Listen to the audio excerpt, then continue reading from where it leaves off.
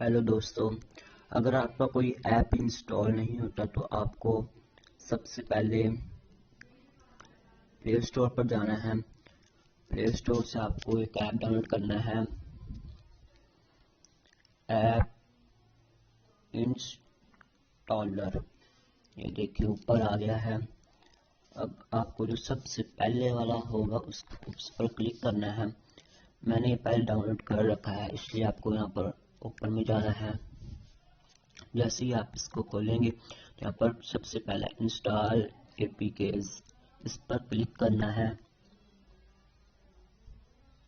जैसे ही ये क्लिक करेंगे तो इस तरह कुछ आ जाएगा। अगर आपको कोई ऐप इंस्टॉल नहीं होता तो आप इस यहाँ से कर सकते हैं।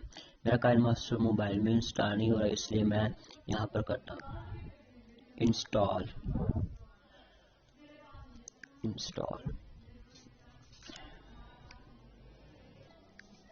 और देखें दोस्तों, हमारा काइनमास्टर इंस्टॉल हो गया है और अब हम यहाँ से डन कर देते हैं, कैंसिल।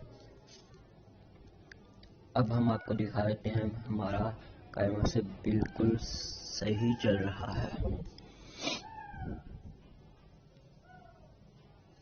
ये देखें